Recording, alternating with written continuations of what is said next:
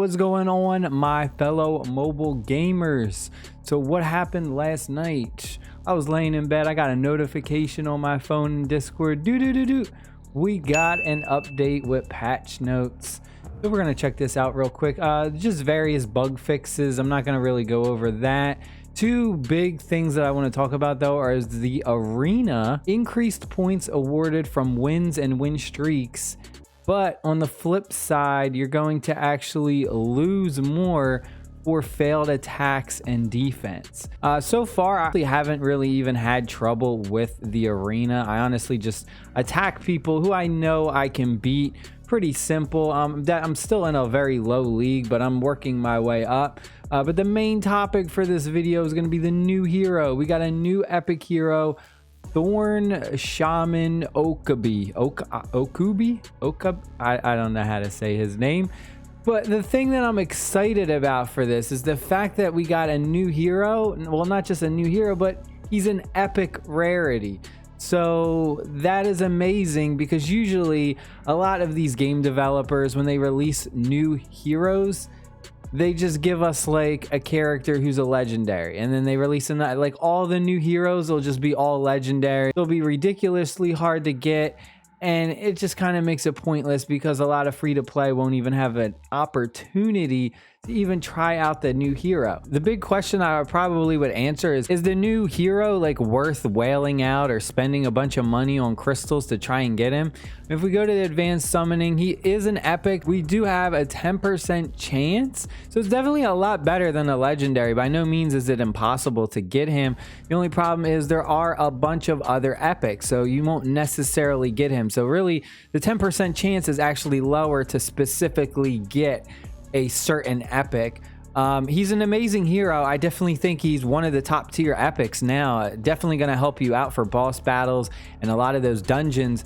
But overall, I honestly, I don't think he's someone that you need in order to progress through the game. So for me, it's a pass on spending a bunch of money just to try and get him. But overall, it would just be a character that if you get him, hey, more power to your account and you'll definitely benefit from him.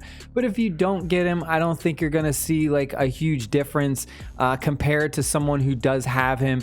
They're not going to be at a huge advantage over you when it comes to the game. This dude, he looks amazing. Let me just say, the graphics, the artwork, the way they built this guy, he looks pretty badass. Let me tell you, he's got this, what is this? He's got some stick that looks like a Venus flytrap monster about to eat people. They do an amazing job with the characters design in this game. So this is my very first time looking at him, so this is kind of like a first impression to see how good he is, what I think about it. It says demonic flora inflicts an additional random stat down for 2 turns to the target of any allies.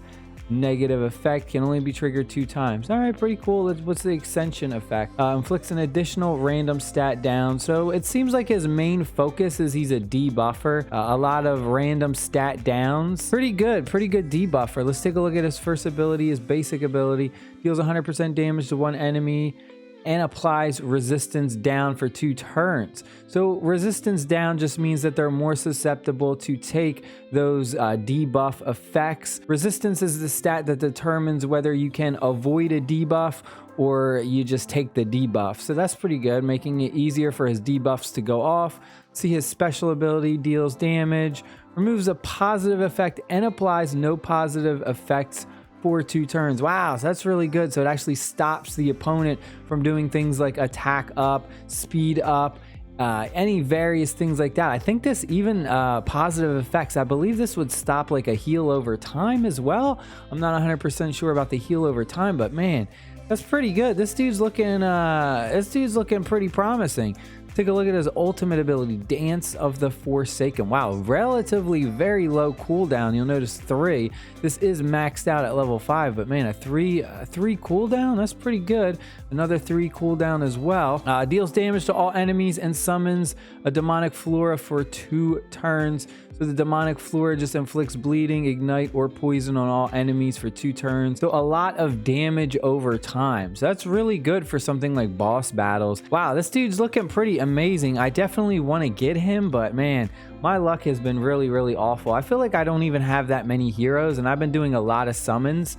and I've got very little legendaries and epics. This definitely looks like a character you want, especially for like some boss battles like No Man's Land and stuff.